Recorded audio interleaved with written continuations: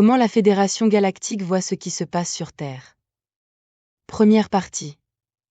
Pour la plupart des gens, et pour d'autres sources d'informations sur la Fédération Galactique, ou sur la Fédération Unie des Planètes, même chose avec des noms différents, aucun d'entre eux n'est vraiment correct car ils sont évidemment humanisés, c'est une sorte d'organisation de pur amour et de lumière qui guide l'humanité d'en haut et qui la libérera de ses oppresseurs.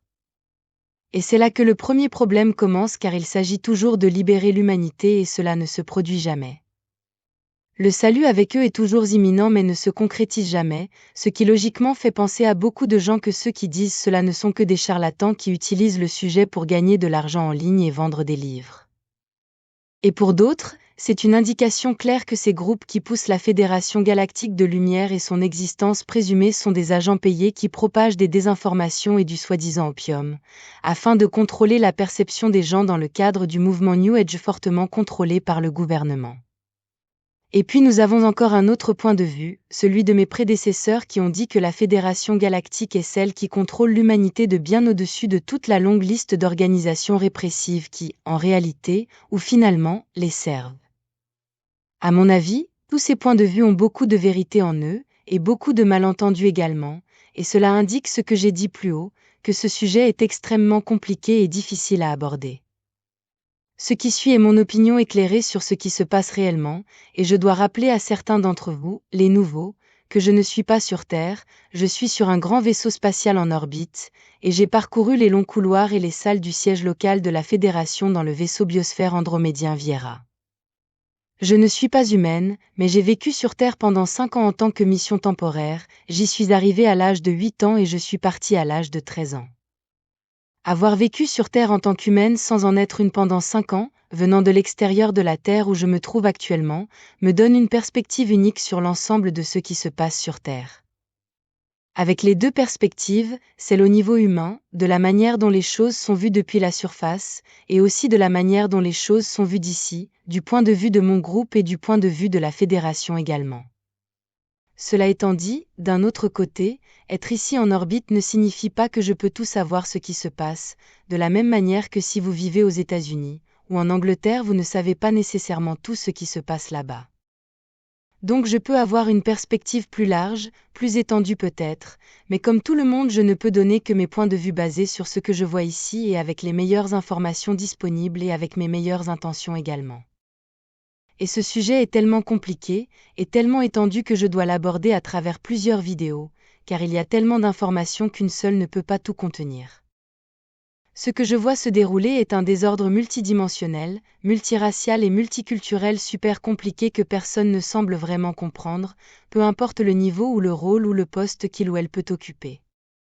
Pourtant de nombreuses choses sont assez claires pour être affirmées comme des faits à partir desquels analyser toute la situation. La Fédération contrôle vraiment tout ce qui entoure la Terre, ce qui signifie que je ne vois aucun signe et aucune possibilité d'une quelconque invasion régressive en cours, ou se produisant en ce moment, ni dans le passé récent et rien dans le futur non plus. Tout le cadran galactique est entièrement sous contrôle de la Fédération, et je n'ai pas besoin de dire que cette organisation est gigantesque et extrêmement puissante car elle est composée de nombreuses races, espèces et cultures qui travaillent ensemble dans une bonne coopération. Je peux même dire que de nombreuses races qui sont considérées comme régressives par de nombreux experts sur Terre, comme les dracos alpha reptiliens, et les races de grands gris, comme les étortans, sont amicales et coopératives avec le reste des membres de la Fédération. Ou du moins ils sont amicaux ici dans cette région où se trouve la Terre. Donc de mon point de vue, toutes les données dont je dispose indiquent que la Fédération est vraiment le contrôleur ultime de la Terre.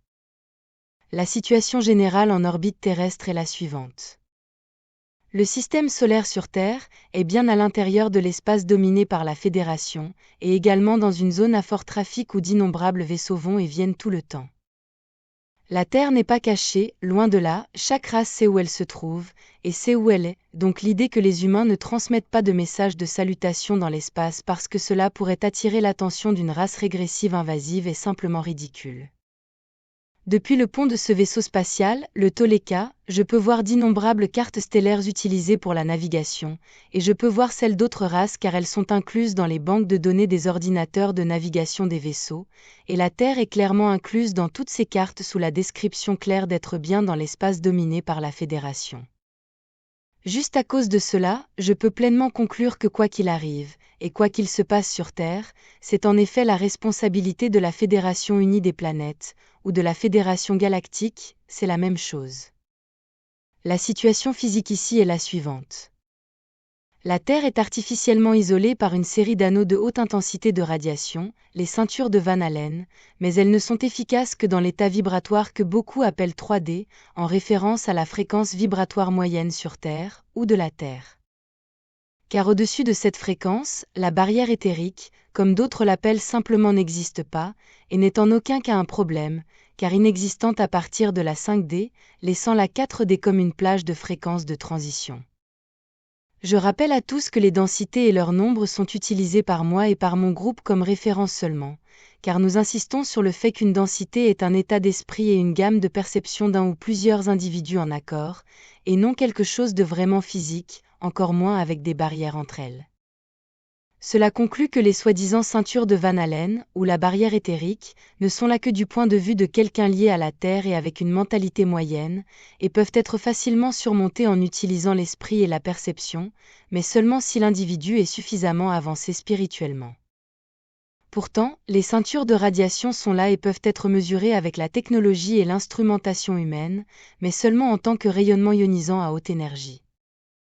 On dit même que dans le monde des esprits, si l'on a une vibration suffisamment élevée et une conscience spirituelle et avancée, une âme peut échapper à la barrière éthérique, et si elle n'est pas assez avancée et maintient un état vibratoire bas, elle ne peut pas franchir la barrière et doit retourner sur Terre pour vivre une autre incarnation là-bas, dans le cadre de sa progression spirituelle et de sa croissance.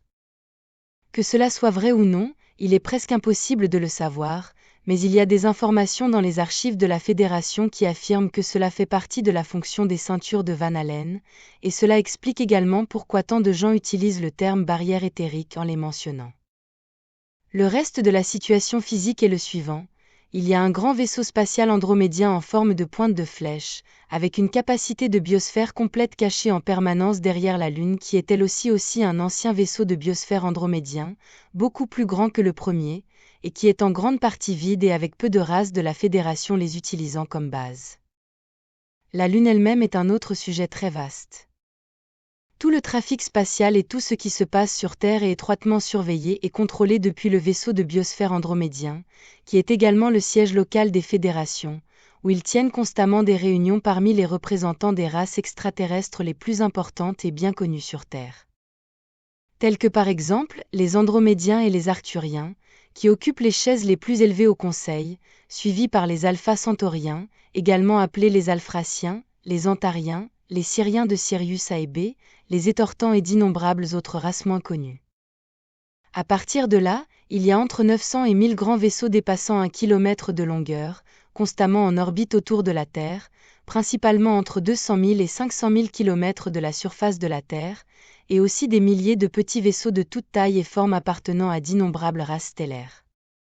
Tous ces grands vaisseaux et les plus petits vont à leurs affaires tous les jours en se déplaçant d'un vaisseau à l'autre, avec le vaisseau de biosphère andromédien Viera qui est leur principal centre d'activité. De même, tous ces vaisseaux viennent et vont de l'orbite terrestre tout le temps, et comme je l'ai dit ci-dessus, il y en a tellement que comme mes prédécesseurs l'ont déjà dit, cela ressemble à un parking bondé humain de n'importe quel samedi après-midi. Ce vaisseau, le Toleka, est en orbite basse autour de la Terre où il y a peu de grands vaisseaux de plusieurs kilomètres de long, mais depuis son côté tribord, nous pouvons voir les lumières de nombreux autres au loin, parfois même se mélangeant et se confondant avec les étoiles derrière. Bien que la plupart du temps il soit facile de distinguer les vaisseaux individuels car la plupart d'entre eux portent des feux stroboscopiques de différentes couleurs pour les distinguer clairement du champ d'étoiles. La raison pour laquelle il y a autant de vaisseaux en orbite autour de la Terre est également assez claire, et de mon point de vue, c'est assez logique et ne nécessite pas beaucoup de spéculation. La raison est que chaque race surveille ses graines d'étoiles, leur famille sur Terre, qu'il s'agisse de leurs graines d'étoiles ou de leur step-down, car comme je l'ai déjà dit dans des vidéos précédentes, il y a d'innombrables extraterrestres vivant parmi les humains et se faisant passer pour des humains. Beaucoup avec des identités humaines officielles qui les aident à se fondre efficacement dans la société afin d'avoir une expérience humaine, et je le sais aussi parce que j'en faisais partie. Toutes ces races stellaires en orbite autour de la Terre ne s'intéressent pas aux ressources de la planète, et il n'y a pas non plus de guerre galactique en cours. Ils sont tous ici autour de la Terre à cause des gens en général, et à cause de leur peuple. Ils sont une famille, c'est aussi simple que cela.